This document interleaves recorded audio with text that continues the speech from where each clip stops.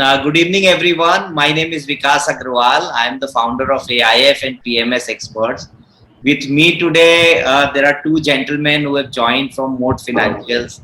And it's been quite some time we were in discussion with each other and we wanted to organize this beautiful session. And we thought Diwali would be a great occasion where we get an opportunity to hear their views on markets. So I have with me Suraj Nair. Suraj is the Chief Investment Officer at Mode Financial. He brings about 15 years of experience on the table in terms of equity. He's very passionate about equity, and in fact, during the Lehman Brothers crisis, he went to an extent of selling his apartment and invested in equity markets. So that's the kind of passion that he brings on the table for all our investors. So we want to have a very insightful and very interesting conversation so that our investors can learn from this wisdom, what it needs to be done to really create long-term wealth and large wealth for yourself as an investor. So thank you so much, Surajji, for taking the time out and joining the call. Appreciate. Thank you. Thank you so much, Vikas. Yeah. Respect is mutual always. Thank you. So I also, Kaushik is also joined on the call. So Kaushik has been part of the organization Mode Financial and working as a fund manager. So in fact, he started investing in equities aggressively from 2014 onwards. Have had an opportunity to work with some large custodians or global players as far as equity side is concerned. He's experts in derivatives market as well. So he knows how to create the position and how to settle those positions at an appropriate time, which is very important. So it's like a Chakravyuh where it is very important that you need to know when you enter and when you exit. If you don't know the exit side, then you might lose money, especially on the derivative side. So thank you so much, Kaushik, for taking the time out from your busy schedule and joining in today. I also take this opportunity to thank all the participants for taking their time out, joining in today, and I wish them a great Diwali. And we'll have a sort of conversation which is very interesting for everyone. I'm sure they're going to learn a lot. So let me begin by asking you first question, Suraj. So what was the reason of naming this company as Mode Financial? Because whatever little I know about Mode is there used to be a time when Shivaji Maharaj used to build their own castles, and during that building of the castles, people used to attack on those castles. So they used to create some sort of boundary along with the moat, which is very deep in nature. Therefore, the other party cannot really afford to attack on those guys and don't afford to win those castles. So that was the time. So I know, because I am from Pune, so I visited Shivaji Maharaj's Killa, which is called Sihangarh Castle, and there I saw that there's a sort of moat. So this is how the moat began, and of course Mr. Warren Buffett went on to the next level of explaining how the large organization create their own economic moat and do not allow the competition to enter into so easily, or maybe their own uniqueness in their business model. But to name the portfolio management company as Mode Financial, what was the idea behind? Over to you, Suraj. Thank you. Yeah, Vikas, happy Diwali to all the viewers over here, and happy Diwali to you too, Vikas. And it's a pleasure to have you. In fact, it brings a great joy and happiness in this auspicious occasion, speaking with lovely minds like you. Because in fact, there is a small correction in the brief introduction that you have given me, because I carry around more than 22 years of experience as far as the Indian capital market is concerned.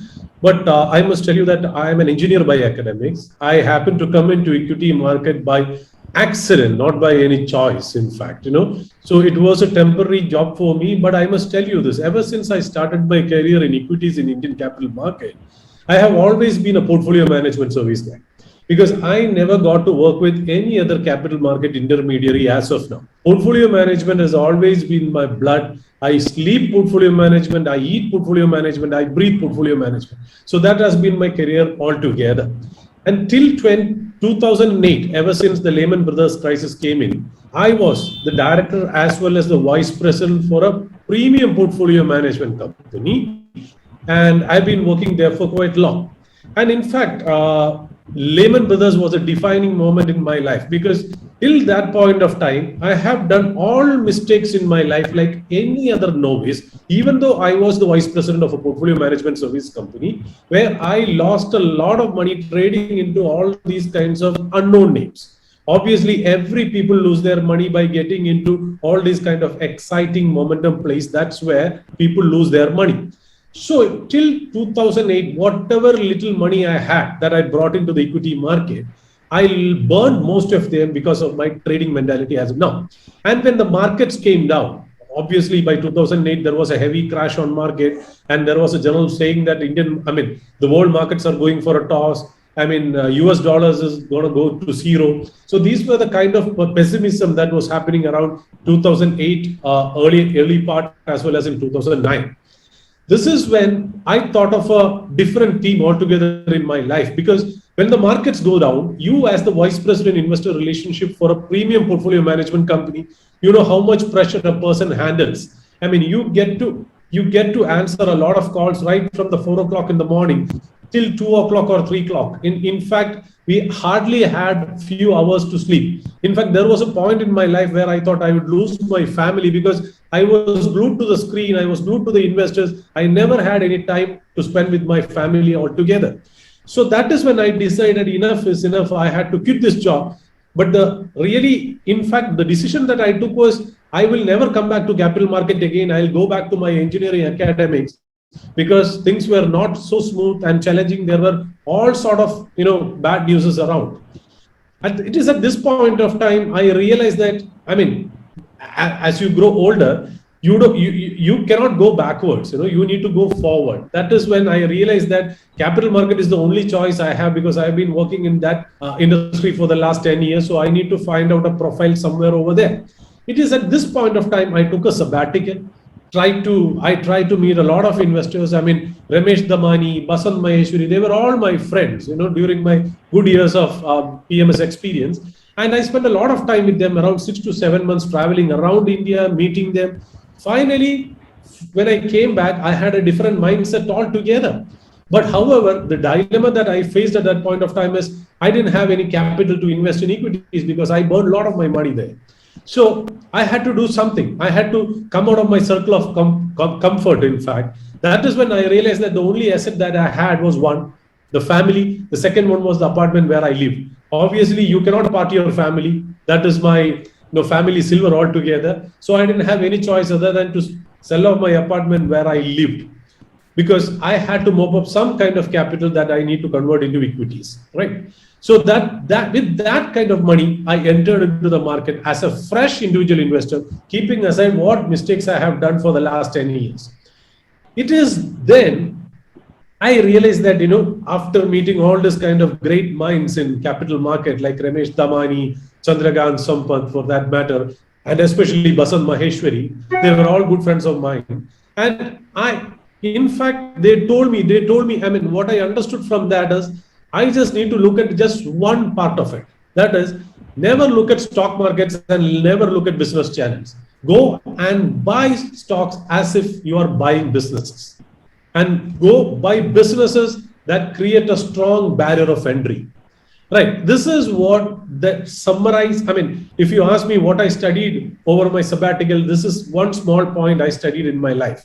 And then I came back, I mopped up on money by selling off my apartment. And I was trying to find out companies that would possibly create, a barrier of entry as we move forward. As you rightly pointed out, moat is basically a barrier of entry. You might have seen the trenches around a castle that forms the barrier of entry to that castle, and it prevents that moat prevents the enemy from attacking the castle all of a sudden, right? So Warren Buffett, in his terminology, he used to say in economic parlance that every business should create or need to create a barrier of entry around them, which is called the moat, so that the competition doesn't take their place in, as far as business activities are concerned. So it is with this mentality and philosophy, I entered into capital market with my second innings in 2008, buying into companies like Page Industries, Hawkins Cooker, Pidilite, and Eicher Motors, right? So, when I sold off my apartment, I didn't have any other alternate source of income. So I took a part or a percentage of that money and put it in savings bank account, not in fixed deposit account. It was in savings bank account for I used to withdraw money every now and then as and when I needed. And I gave a target. That money will last for only 3 years. And if I'm not able to make a career out of that, then my life is gone for a toss. So every investment decision that I made was very careful and very careful thought. And in fact, I made it a point to visit each and every company that I invested with. I used to attend their AGMs because I always thought that I'm buying out the business rather than buying a stock. That is how I got to invest into all these kind of companies. And I don't say that it is luck. I should congratulate the management of the companies where I have invested with, like Page Industries or Eicher or Pidilite or Asian Paints or Titan for that matter. And it has created a huge wealth for me even as I speak. And I have not even sold a single share of that as of now. So that is how that has been my investment journey so far. And how Moat came into existence, because I used to hold my account with a broker. Obviously, every investor in India need to have his DP account with a broker. And the Kerala head of that broking company came to me and asked me he would like to quit his job because broking is not at all turning favorable, because their mandate is to ask investors to do trading so that they can earn the revenue.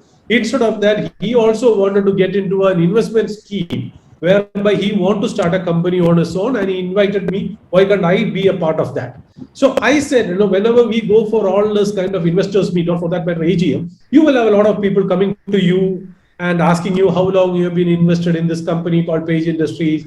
If that money has multiplied around 10 to 15 times or 20 times, why don't you manage my investments? So I had few people inquiring here and there for managing their investment. So ever since my broker friend came in and asked me to start this company, I said, of course, then we can start a PMS company on our own. And we can onboard these people who have kept acquaintance with me, and we can make them a client, provided they can manage something around 25 lakhs or more to be invested as the initial capital to the portfolio management service.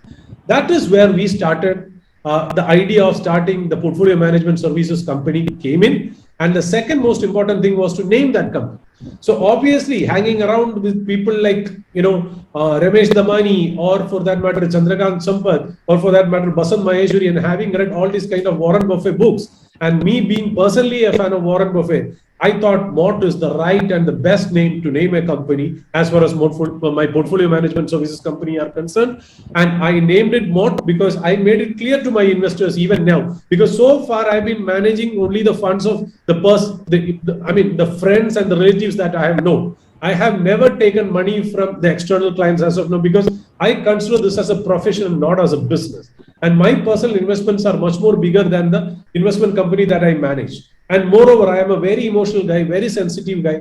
I would like to treat every investor's money the same way I treat my personal money. So I have kept my clientele very tight and small so that I can micromanage it, I can dynamically manage it.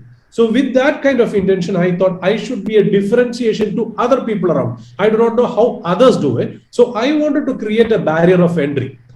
Not in terms of marketing or for that matter, my brand name as such, but I said, I am very clear about what I cannot do rather than what I can do. If you ask me, there are around 6,000 to 7,000 companies in Indian equity market. And because let me tell you this, as far as I am concerned, I have my own index called, you can call it as a Mott index, or you can call me as a Suraj index, that comprises only around 40 to 50 stocks. So that forms the Indian capital market or global capital market for me. And that forms my barrier of entry. And that is the circle of competence where I live in. And I would not love to step in out of that. When I say 40 to 50 radar of company, it includes large cap companies, it includes mid cap companies, it includes small cap companies, it includes micro cap companies as well. So I'm not, capital market, a market capitalization agnostic. I'm open to it. I would love businesses because one day I would like to run these businesses. That's the mentality with which I approach these companies. And that's how I named my company as SMART, which means barrier of entry. Yeah, so I was coming to the next follow-on question. So how do you select stocks, Suraj? So you talked about more financials, but if you could also throw some more lights on how do you select these stocks in your portfolio, or what is your So because, investment philosophy? yeah, because rest assured, any person who had spent time like 20 years in capital market obviously would know details about a lot of companies because he gets to read a lot of things on a daily basis. He interacts with a lot of investors. He interacts with a lot of fellow fund managers. He has access to a lot of research reports. So obviously, by default, you are loaded with an information. And with your experience and wisdom, you might have already developed your mental models, your research models, your research tools. You will have a lot of tools to assist you. You will have a team to assist you. So that is all given. So there is no point in me telling you all these kind of things. And for every fund manager, they will have a top-down approach or a bottom-up approach. Those kind of things are already given. Rest assured, everybody will have it. But if you ask me one question, I mean, if you put a gun on my head and ask me how do I select stocks, I select it from the road. You know, the biggest place that I see for sourcing stocks is from the road. Because whenever, I mean, usually every husband doesn't enjoy going with his wife to the grocery shop. I'll be the first person to carry my wife there because whenever she does all the purchasing, I usually spend my time near the cash counter, seeing the buying habits of people around. That is where I find stocks. Obviously, when I walk around 2 kilometers in the early morning, because I'm a regular walker in the morning. So when I walk, I used to see that most of the buildings that I see on the left side are painted with Asian paints. Every building that I see, you could see either Crompton Greaves or Kirloskar or Cummins generators. So I see that while you do your daily life, you get to see a lot of stock ideas here and there.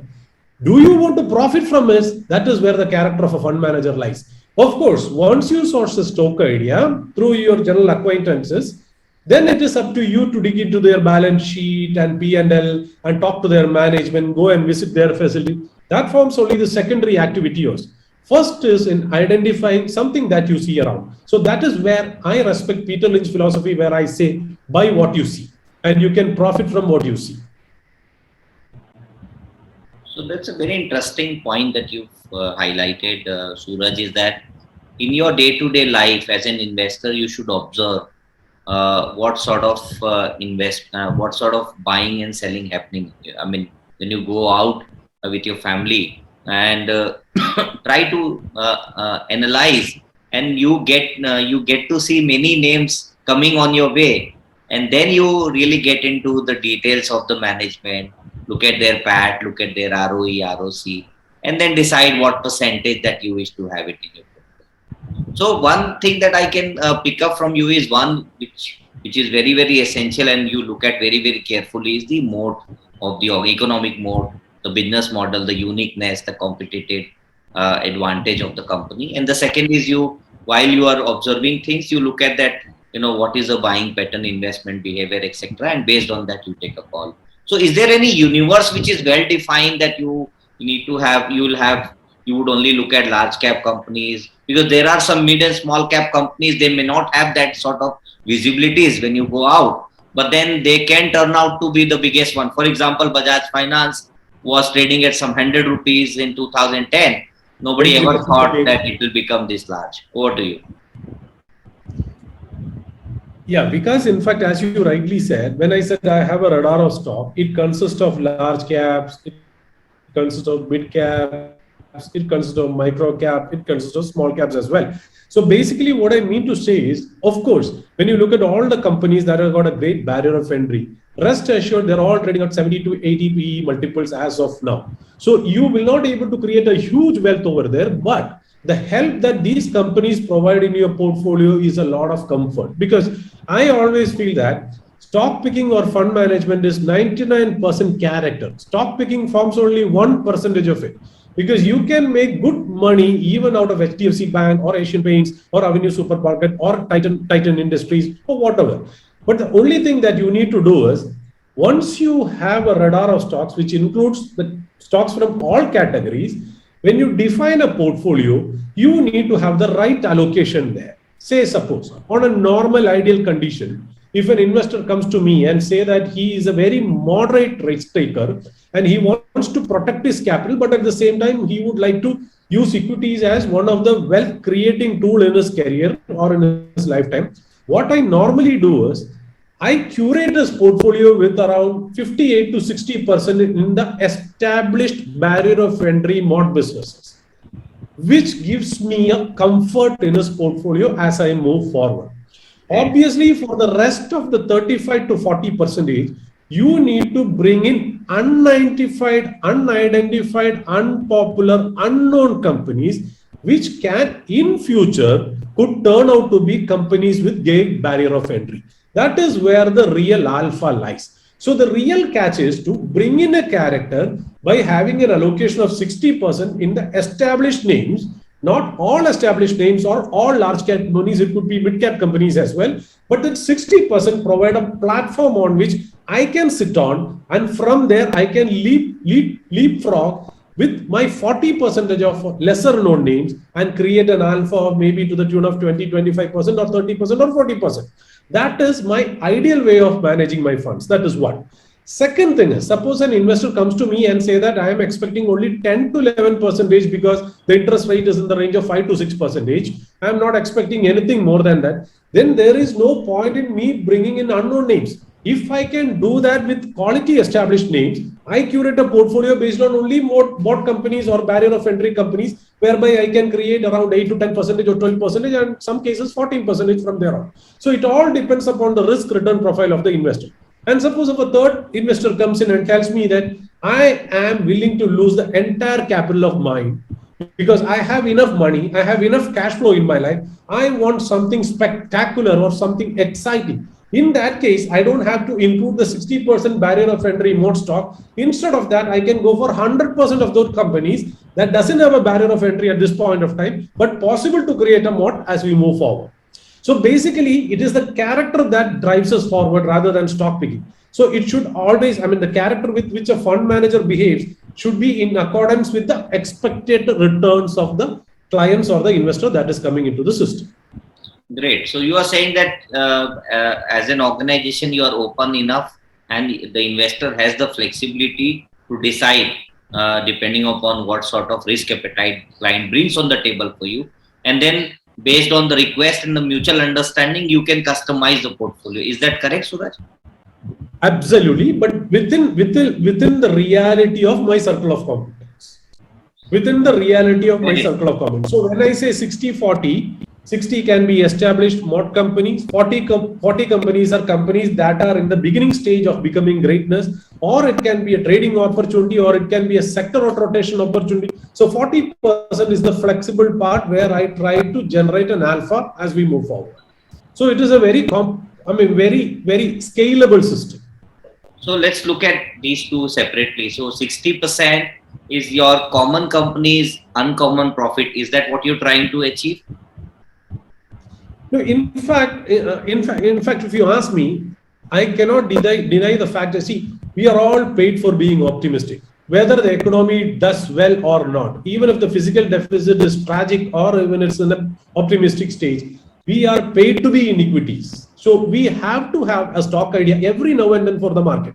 I cannot say that stocks are moving up because the global market is moving in or the liquidity is coming in. Or for that matter, I must say that all asset classes are driven by liquidity, be it real estate or commodities or whatever. So as a fund manager, you should be prepared for all sort of economic conditions in the market. So I cannot deny the fact that as we move forward with all this kind of GSTs and the COVID situation that came in, there will be formalization of economy is one theme that which I cannot ignore. Second thing is the profit pool is shifting from the unorganized to the organized segment. So that is where the companies with mod that has been already created. See, if you look at the performance of Titan Industries, we very well know that a lot of big fund management companies or PMS companies have included in their portfolio only recently now.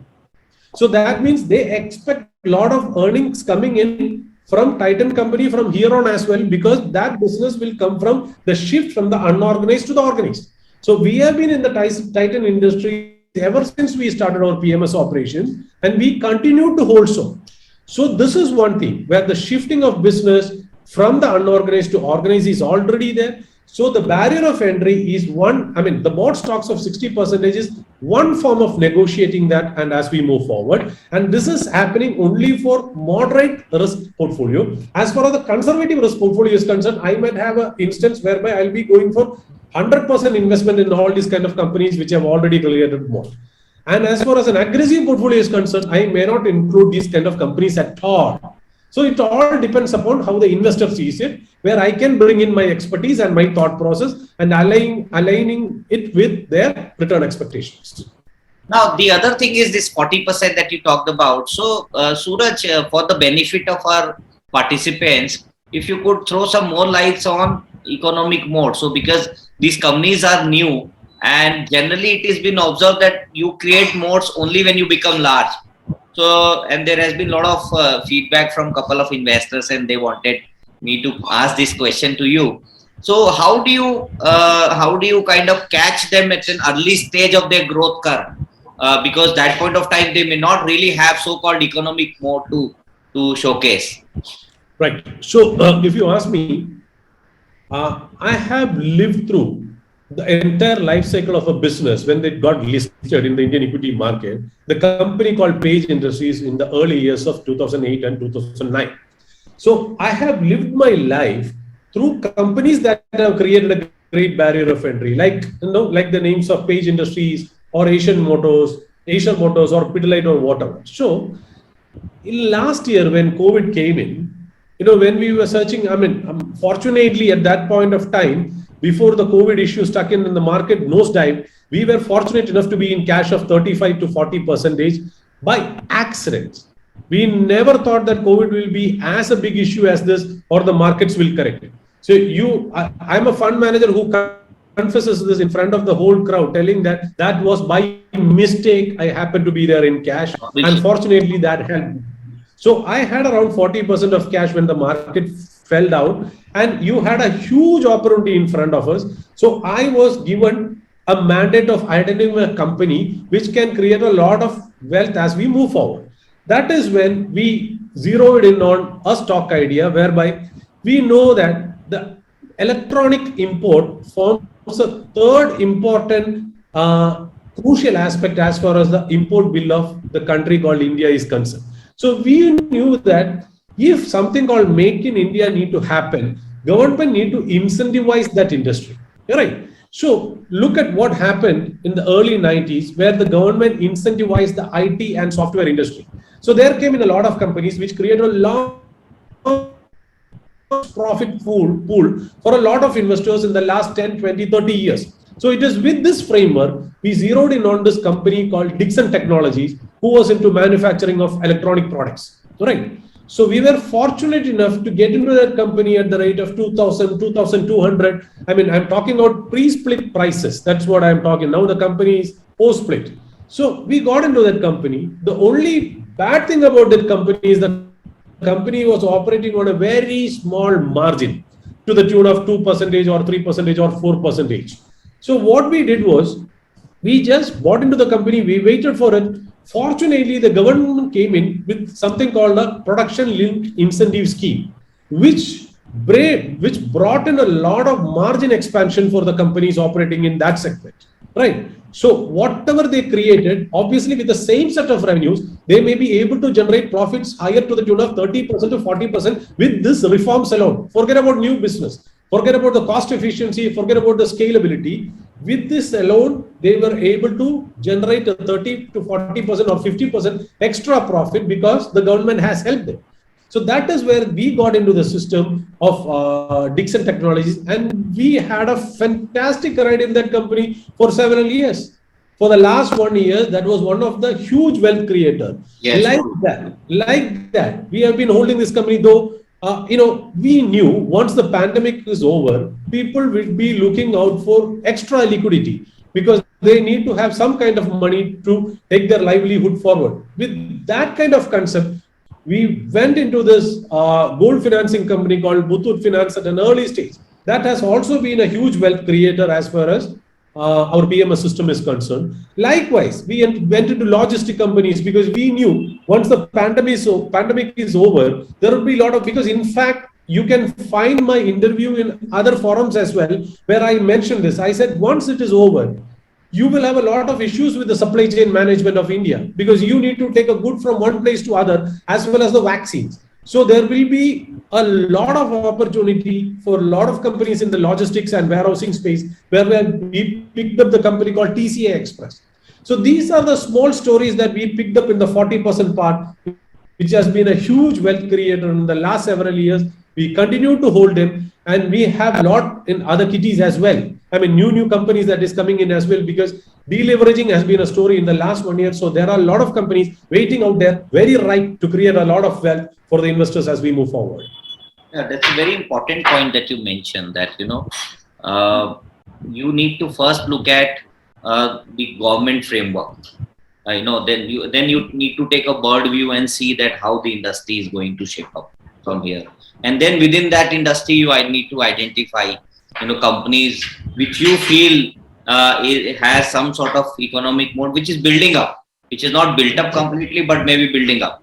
And then you use your wisdom and pick them up at an early stage of their growth curve, and then ride through the entire growth journey, because it is very essential that you ride through the growth journey. Otherwise, some people, they buy at an early stage and they sell early because of their character or maybe lower risk appetite. So yeah, please go ahead. Yeah, because in fact, I must add one more thing. In the month of March, April, May, June, July in 2020, that has been the most defining moment as far as Indian investors or Indian institutions were concerned, because you were pressurized from all corners. Because you had something called COVID, you didn't know what will happen to us. We were not sure about what was happening around. We do not know when this will improve. So, and investors were pressurized from all corners, and that is where the real character had to come in. So, if you were able to tide over that situation with ease and you got into the market at that stage with fabulous ideas, rest assured you have got that framework as we move forward. Now we need to implement it. We need to be careful about it. So that has been the biggest, picking stocks in Indian equity markets is the easiest stuff that one can do, because you need only 1% of effort for that. But sticking with them or building conviction around them, holding them for a larger, because if you ask me, what is the biggest pressure that I have had in my life for the last 10 years? The temptation to sell Page Industries was much higher than finding out a new stock. Wow, what a wisdom. So you're saying that you were under pressure to sell the stock because of the attractive rates that you were getting is much more than identifying the new ideas. I think this is something everybody should learn, and I would like to emphasize more on this, that in the long run, buying and selling is one aspect, but in the long run, for not doing anything, you need more skill set and more knowledge and more conviction than to buy, sell the stocks.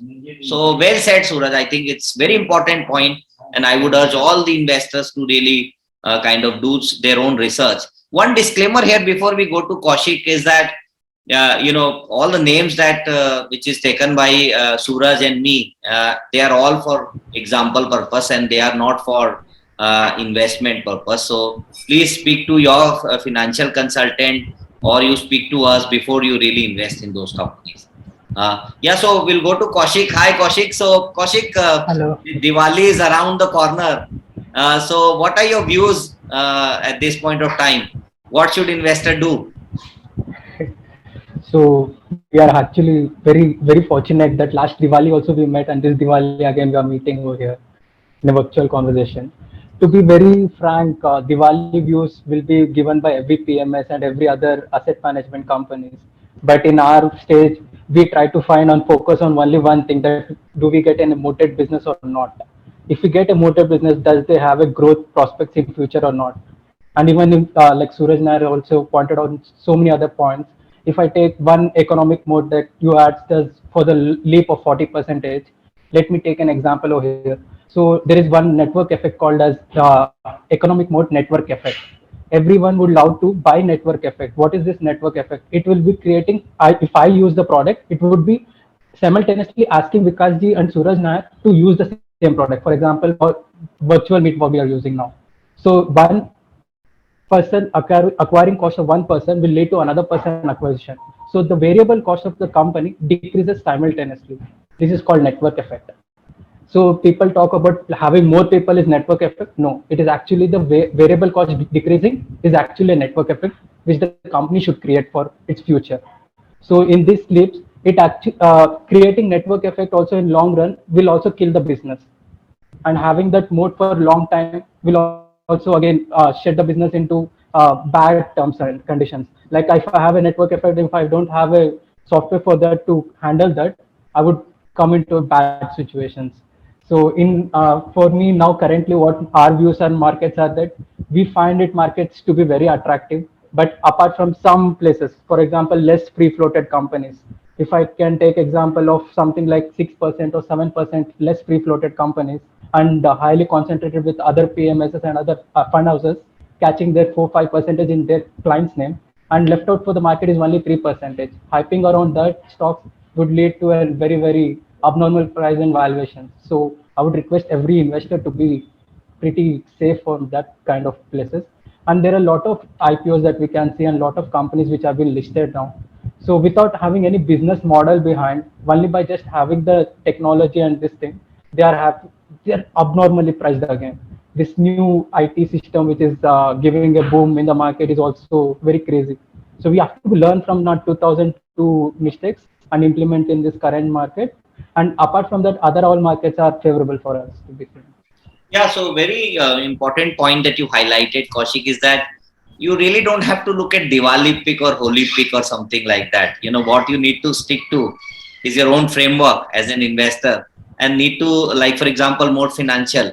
You only focus on moated businesses, and irrespective of whichever event, you continue to work on one direction, one area of expertise, and that leads to sort of expertise. You know, because if you keep on doing the same thing again and again, you tend to develop some sort of expertise in that area. So appreciate your thoughts. I think appreciate what you guys are doing. So coming back to Suraj, Suraj, so you mentioned that government plays very important role, you know, in terms of creating a ecosystem, and like you mentioned that they incentivize IT industry in the early 99, 98 times, and you see where the IT industry is today.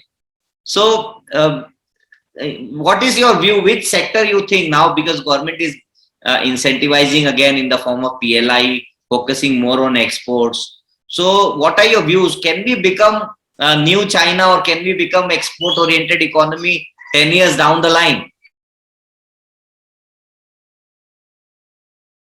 Vikas, can you hear me? Am I audible? Yeah, because it would be cliche if I say that from now on, the underperformers so far has been the banks, or for that matter, the automobiles, or the, say, you can say capital goods, or the infrastructure companies or real estate companies. They will be the wealth creators as we move forward. It is a given statement. You speak to any fund manager, I mean, most of them will agree to it. But that is how the sector rotation has been happening in the Indian market.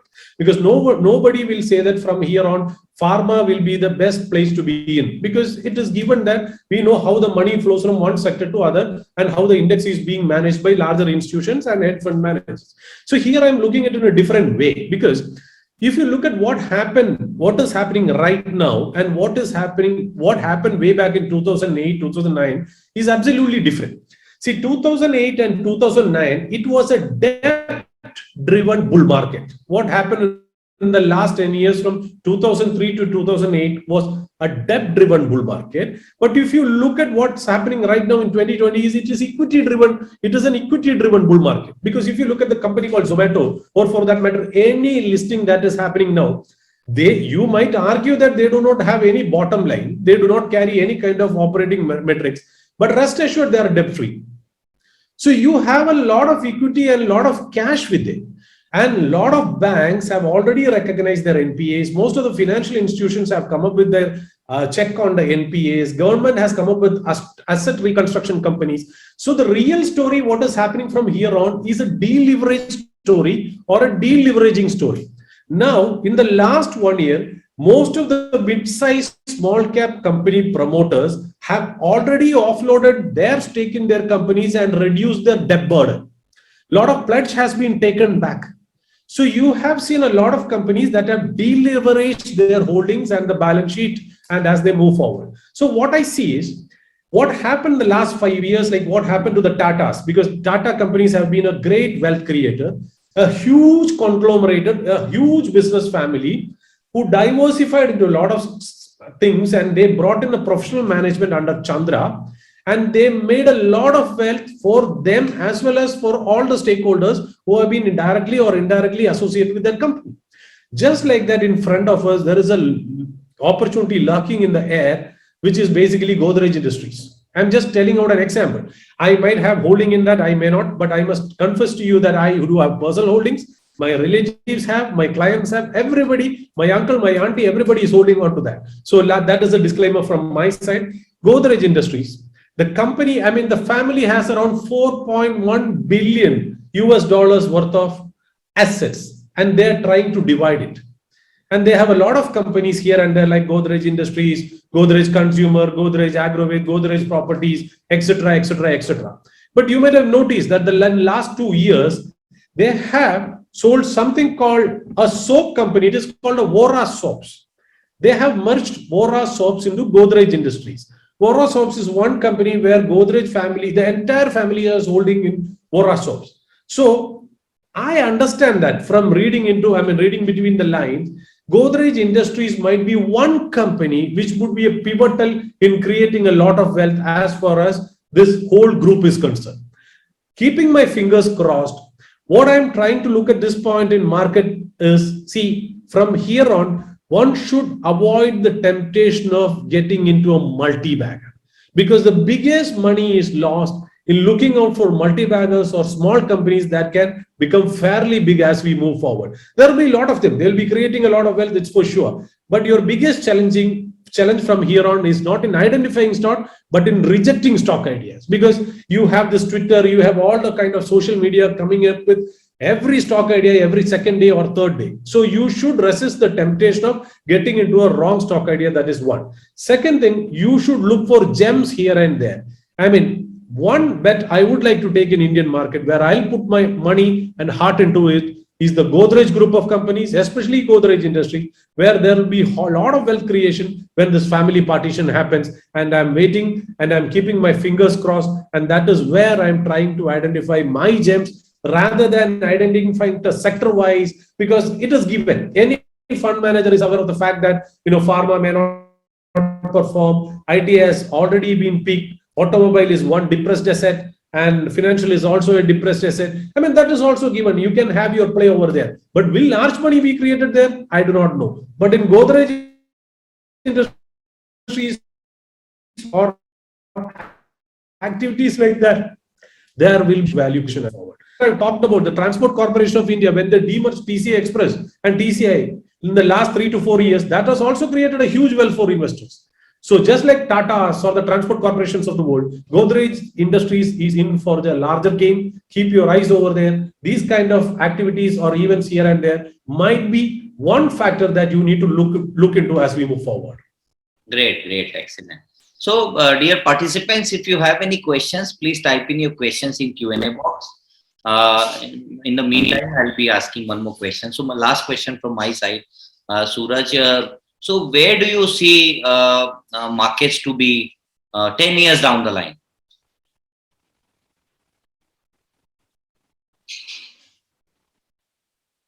If you don't mind, can I have the question repeated, please? I lost you somewhere. Yeah, Suraj. So I was asking that where do you see our Indian economy and stock market to be headed? Where it is headed? A, B is where do you see them 10 years down the line? Right. Because in fact, to be honest with you, unlike any fund managers, I'm willing to confess this in front of this large august crowd, that I will not see, irrespective of any economic conditions, I will have to take money and manage it. That is what equity is all about. See, for the last several years, the economy wasn't doing so well. But even then, we continued with our profession of portfolio management service, or for that matter, any larger houses in India, they continue to do whatever they have been doing for the last 20 years or 30 years.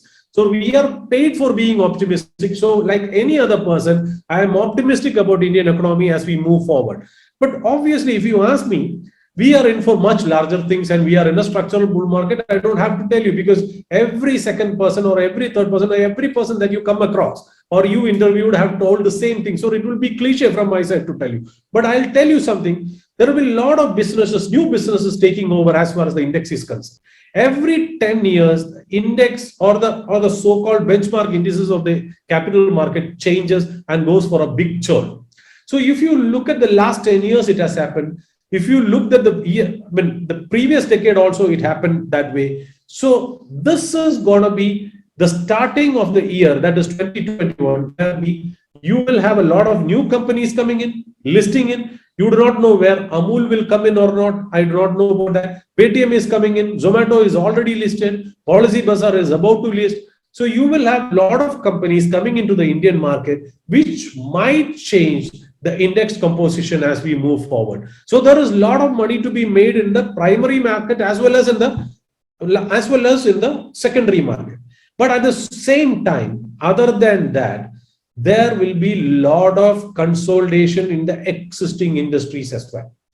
Now that the crude is going through the roof, a lot of companies which have got crude as their crude or crude derivative as their raw materials would be finding it hard to increase their prices when the monopolistic businesses are not increasing it.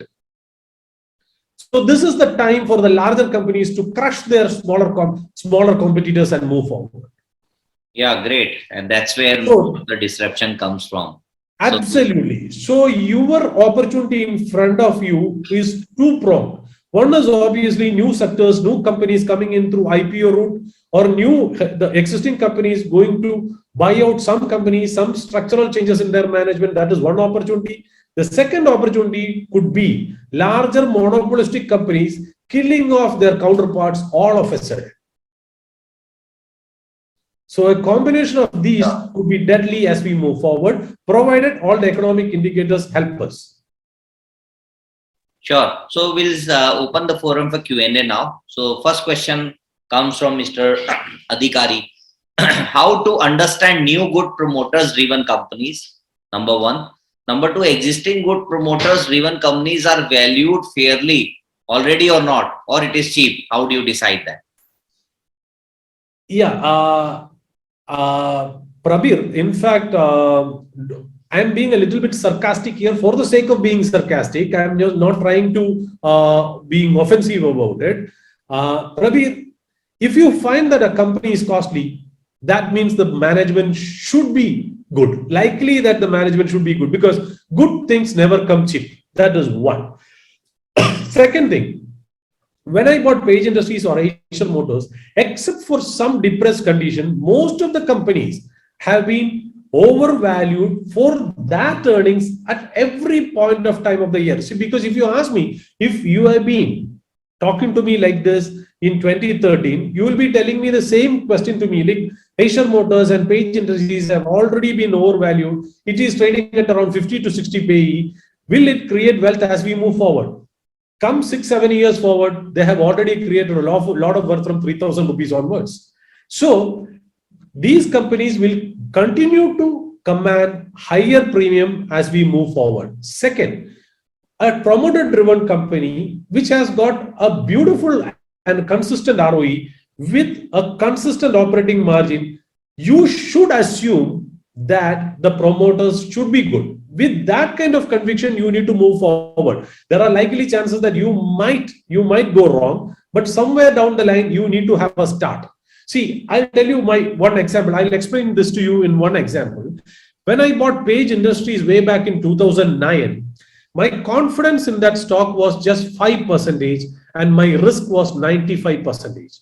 In spite of the fact that they had a beautiful ROE, they had a fantastic operating margin, they have a fabulous product, they have a product which they can increase the price according to the raw material price increase. In spite of that, my conviction or my risk was 95%. My risk, my I confidence. remember, Suraj, just to add, stock moving from 500 to 250 rupees, and that's where everybody felt that the story in page is over in 2008. I remember. Absolutely, absolutely. So as we move forward, as I stand now, when the company is commanding around 30,000 rupees per share, my risk is just 5%, and my confidence has risen to 95% from 5%. So the confidence will be made only over a period of time. You will not have a company whereby everything has fallen in place. If that has fallen in place like Asian Paints, that is overly valued. If it has fallen in place like TCS, that is overly valued and that has already become a multi-bagger. So things will not be clear when you start your investing career with a multi-bagger or a first generation promoter company. As you move forward, things will become clear. So it is imperative for any investor to track them every now and then, to evaluate each and every quarterly result, interact with the management, how they think about their company, their business as we move forward. So multi-baggers are, built over a period of time. You don't buy a multi-bagger. You grow along with the multi-bagger. Well said. You don't buy multi-baggers, you grow along with multi-baggers. The other point you rightly said is that if you buy good companies, good promoters, you cannot buy them at a cheap price. So Absolutely. obviously it has to be expensive. You can take the example of real estate markets. For example, I live in Pune. If you want to buy an apartment in Koregaon Park, obviously it will be costlier than if you buy apartment in Viman Nagar or maybe in Karadi. So obviously the quality demands premium, and therefore these quality businesses also continue to demand premium. So well said. Next question is, first of all, this question is from Anmol. First of all, happy Diwali to all of you. Thank you, Anmol, and we wish you the same. My question is for Suraj sir. When has your process failed? That's an interesting question. And how did you bounce back, if at all it has been? Over to you. See, in fact, Mr. Kaushik can explain to you more about this, because recently we came up with an article where we said, if you have a portfolio of 10 stocks, and in likely case that the majority of stocks go for a toss, one or two is good enough to compensate for that. Right. So that is something which is much more, technical in nature. Kaushik, can you come in and explain to the gentleman how we have done that? Yes, sir. So let's take an example over here. If we take 10 pots or 10 trees. Give a little bit louder, please. Yeah. I'm audible now? Is it perfect? Yeah, little bit louder, please. Yeah. Okay. So let's take an example. Like let's plant 10 seeds in our garden, and see that if every seed will not turn to a tree, or it will not even turn to a plant, but the tree which turns to a tree, right? That would actually capture the entire space of other all 10 seeds. That's same like in portfolio management. So if I have a company, for example, if I have 25% growth in only one company, if I and other all going for zero, if it is going negative 100%, in the next 1 year I'll be losing 90% of my capital. Only 10% stays there, but that 10% grows at 25% for the next 40 years or 50 years will be the tree, which will cover the entire portfolio, and I will be taking the shelter over there. So this philosophy or this kind of approach is also worked for Warren Buffett. Let's take what's the strike rate of Warren Buffett. Warren Buffett had a strike rate of 58%, but his biggest wealth creation happened through Coca-Cola, or even he hold on to something like Apple and all. He never had a conviction towards Apple for the very, very long time, but he started having conviction when in the Apple he went very big. That's what we have to also do in portfolio management. We might fail in the history, but we might succeed also. One will play out for every other thing.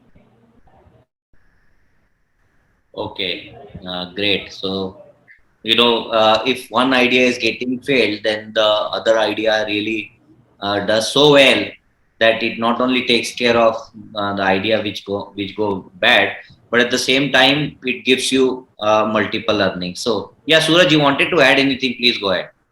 Yeah, because to the participant, I would like to add to what Kaushik said is that, see, if see, that's why we have maintained a ratio of 60 to 40%, like I have told you, whereby we populate the portfolio with already established names. We create a base in the next 40%. We bring in companies there with a much smaller allocation. As and when we find that it is performing according to the expectations that we have, you slightly increase the allocation of that and reduce it as in correspondence with the established name. So that is the only way we can win the game, because there will be a lot of money to be made in the next 10 years. So what you need to probably do is start with a very small allocation on that particular company. As and when you build confidence, you increase the allocation and move forward. Because let's take it very simple, because equity investing is very simple, but it's not easy, because we tend to bring in a lot of technical and fundamental parameters to it and spoil the entire game. Buy as if you are buying a business. See, I mean, it's just like you having a friend. When you meet your friend for the first time, you just shake your hands and say hello. You don't give a kiss in the first shot, right? As and when you meet next time, you say, hey, Vikas, I have met you last time. You come up with a smile saying that we met somewhere. Then for the third time, we say that because we often meet here, why don't we meet next Friday? When we meet on next Friday, because having met on the road, why don't we sit somewhere, have food? Then we meet each other on your apartment or in my apartment. We bring in our family, you bring in our family. See, the relationship and friendship is built only over a period of time. The same way, that is how you create a relationship with your stock. Shake hands with that stock, try to interact with it, understand them more, bring it into your circle of competence, see whether you are able to cope him in your lifestyle. As and when move forward, if it is still there, that means you have a multi-bagger in your hand. And during the course of this interaction, you get to know the character of each other. You Absolutely. get to know the discomfort of each other. Absolutely. You get to know how Absolutely. one person is behaving with the other person. Absolutely. And you start recognizing the plus points and the minus points and start evaluating it.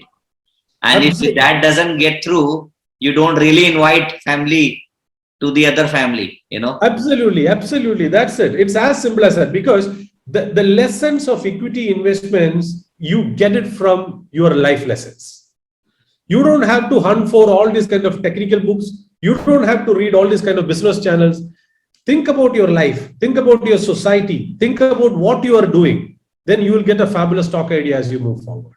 And you will be able to negotiate, because, I used to tell my wife that, I'm not the same person that you see at 9 o'clock or at 11 o'clock, because you are dealing with a very eccentric system. When I come with a very, very high hopes that the market would be in positive territory for the day of Wednesday or Thursday. But suddenly you find that the market has opened in green, and by around 10 o'clock, he will come down. And by around 12 o'clock, you will find that the European markets are turning weak. Then Indian markets will turn red. So you have an eccentric system, which is very noisy. You cannot jump along with the market. The market is very eccentric. You need to be composed. So the mantra of creating wealth in market is how you are positioning and repositioning yourself against an eccentric person called Mr. Market. And other thing, interestingly, you mentioned, Suraj, is that investing is simple but not easy. And and I want to give this message to most of the investors, because I keep getting this feedback. They say that, look, we can buy these common names in our portfolio by our own. Why do we need to hire the portfolio manager? And I know I'm being very, very frank out here. And what I say is, look, what we are trying to save is 2%, 2.5% fees. But at the same time, you need to understand that the conviction that portfolio manager brings on the table while nurturing those multi-baggers is very difficult to do it at your level. And especially in a scenario where, suppose any black swan event takes place and you end up selling those stocks. A. B is, you also need to look at that the percentage on the weight of those companies are defined and changed by the portfolio manager depending upon his understanding and how the balance sheet is behaving. That's very, very important. And as Suraj rightly mentioned, that it is only 1% of identifying stock, but 99% is how you behave. What do you do? How much, changes that you do in your portfolio in terms of percentage, defining the weightage. When everybody is going gungo, you reducing the exposure. When everybody is negative about the stock, you are increasing it because the rates have been reduced. So all that is done by lot of study. It's a serious profession, as rightly mentioned by Suraj. It is not a business. It's a profession where you go to Indico and you say that don't enter, mind your business, don't enter in this cabin, because it's a serious profession. Similarly, managing fund management is a serious profession. So what are we trying to achieve by, and you actually, and suppose you make one mistake as an investor, you lose more than what fees you would have paid. So my point is, and I would request Suraj to throw some more lights on the topic that I'm bringing on the table. Because I very much appreciate and respect the way in which you have honestly put that statement over here. Because suppose if some new money coming in and I'm here to buy all this kind of Asian Paints and the Bajaj Finance and the Titans of the world, the first question that I'm going to hear from a third party investor is, if you're going to buy the established popular names, then what is the point in me giving money to you and paying to you, because I can do it myself? Well and fine. If you are able to do it, please do not come into me. That's what also we recommend. Because try to be in good companies. If you do not have that skill, you come to me. That is the first point in you coming to a fund manager. Second thing is, by passing your investable funds to a portfolio manager, you are not only outsourcing your investment decisions, you are outsourcing your conviction, your patience, your common sense, your knowledge and time. Because an investor gets very, because I always tell, in fact, we used to have friendly discussion with my researcher, Mr. Kaushik. We say that I usually advise him, don't get into all this kind of technical books, fundamental technical books. You need to read psychology. You need to listen to music, because once you find a stock idea, then you need to enjoy it to ride it. So you need to develop an aesthetic sense within you so that you can enjoy your stock idea and move forward. You need to enjoy the wealth that you have created. So you need to be a very artistic person over there. So to make money in stocks, you need to be a good person rather than a good stock picker. Yeah. Next question comes. Yeah. Sorry, you wanted to add anything? Yeah, of course. Yes. So it's like more than buying it, it's like holding into it. And the price is very attractive. Sometimes Mr. Market gives us an abnormal price for our business that we would love to sell them. But by doing selling now, we would actually live out to the compounding effect of next 10, 20, 25 years or 30 years. So that would be actually a tree where we are cutting it every time. So something like if I go for anything like an structural company that I founded, that we have to ride it through its emotions, and having the patience and riding it to emotions is actually a very big task, and that's what the portfolio manager gives on the table. So I would it requires different sort of study. It requires different kind of conviction. It needs to be looked at how promoters are behaving. Are they reducing their exposure? Are they selling their own stake? They're buying it. All that needs to be looked at. They need to look at what sort of order books the company has for next 2 years, 3 years down the line. Every small thing needs to be examined.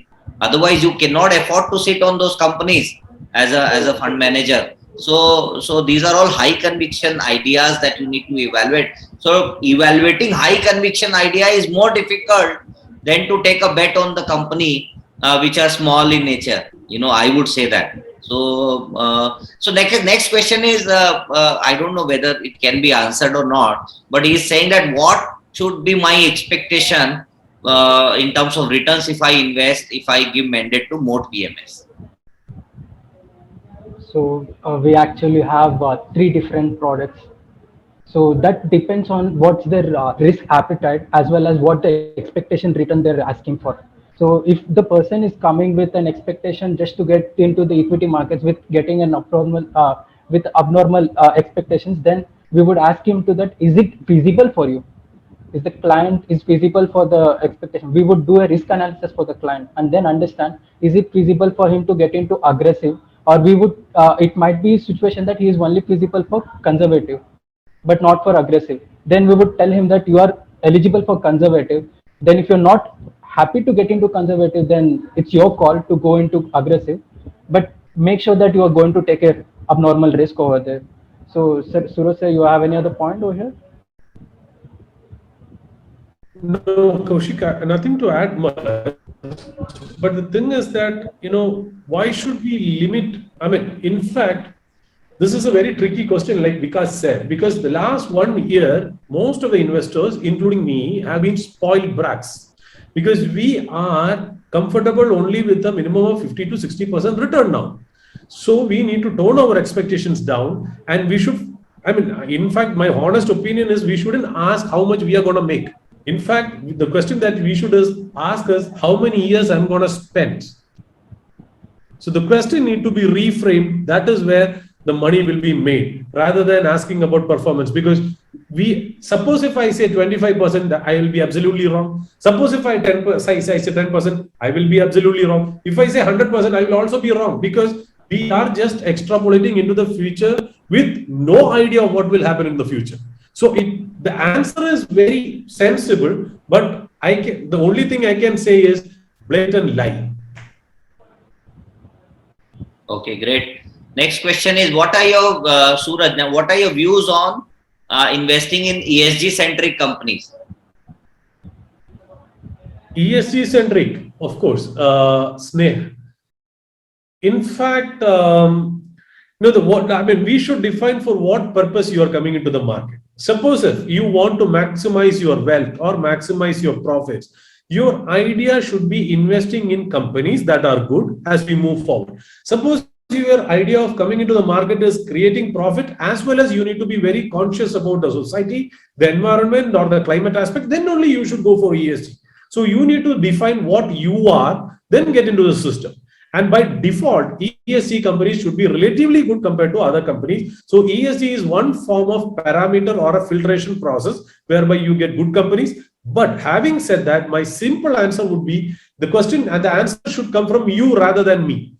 Suppose if you say that you want to maximize your profits, I shouldn't look at ESG. I should buy good companies for you and wait. Suppose if your requirement is that you need to make profit at the same time, you want to be a responsible citizen, then I'll frame a portfolio based on that. So ESG shouldn't be a criterion in investing stocks unless and until there is a compelling reason to do so. Okay, next question is, does it make sense to invest some amount of money in US markets? Of course, it makes sense. Of course, it makes sense to diversify yourself or be a part of a larger profit pool from a different geography. But I do not have any expertise on that. It is Greek and Latin for me. I will not make not even a single penny. Forget about investing it. I am sure that I will not be making any money out of it. And there are a lot of legal issues as well. So if you are in a position to bring in large amount of money that can be taken abroad and you understand that demographics, then of course you can invest. There is nothing wrong in investing there. But if you put a gun on my head and ask me whether I should buy it, I will not. Fair enough. What are your views on IT, reality, and auto ancillary sector? Obviously, I am very much optimistic on all the sectors mentioned. I may not be sector agnostic as such. I'll be trying to find out companies or gems in each and every sector and move you forward. All the sectors that you have mentioned, IT has been a great performer in the last 1 to 2 years. I will not, I can state a lot of optimistic reason to be in IT, because everyone can say that you are in your Y2K moment from here on. Because let me be very fair to you. If I'm going to extrapolate something here, then what I'm telling you is absolute lie, because nobody knows what will happen in future.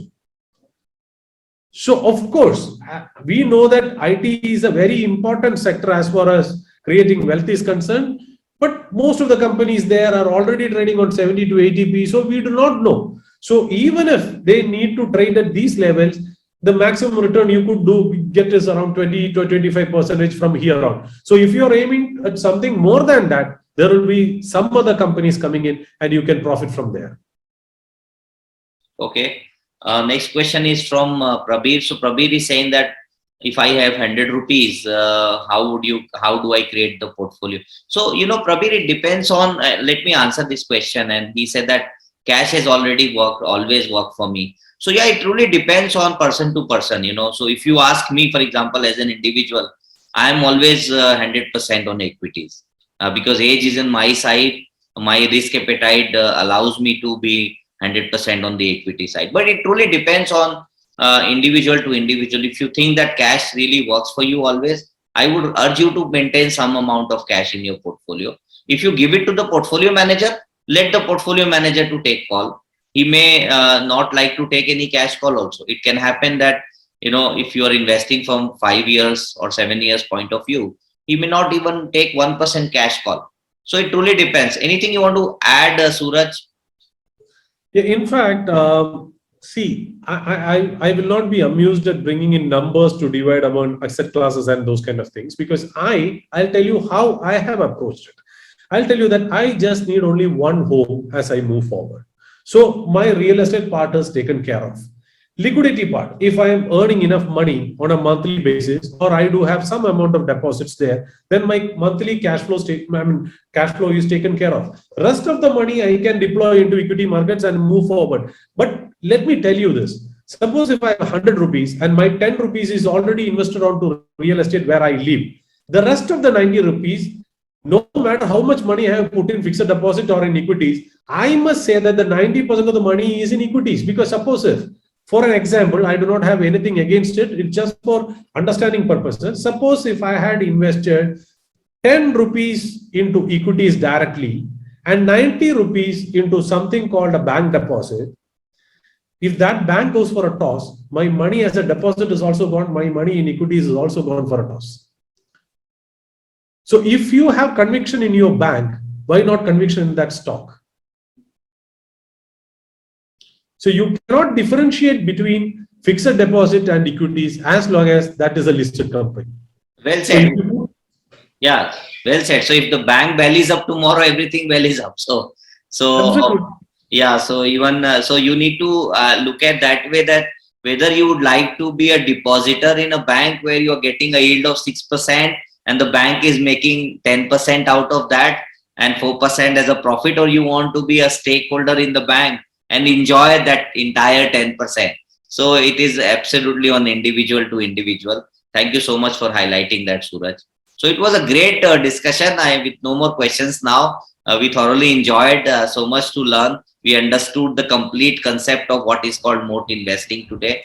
And, you guys are doing fantastic work. My compliments to you, Suraj, and your team, and wishing you a very happy Diwali to entire moat family. Thank you so much for taking the time out. Thank you, Vikas. Thank you for your Diwali wishes. I wish you the same for you, to your family, and all the participants have come here. Have a prosperous and a wealthy Diwali as we move forward. Thank you so much. So thank you, dear participant, for joining in. In case you wish to speak to Suraj ji or Kaushik ji any point of time, you can reach out to me. I'll kind of set up your call, or make you speak to him, and you can further ask your questions.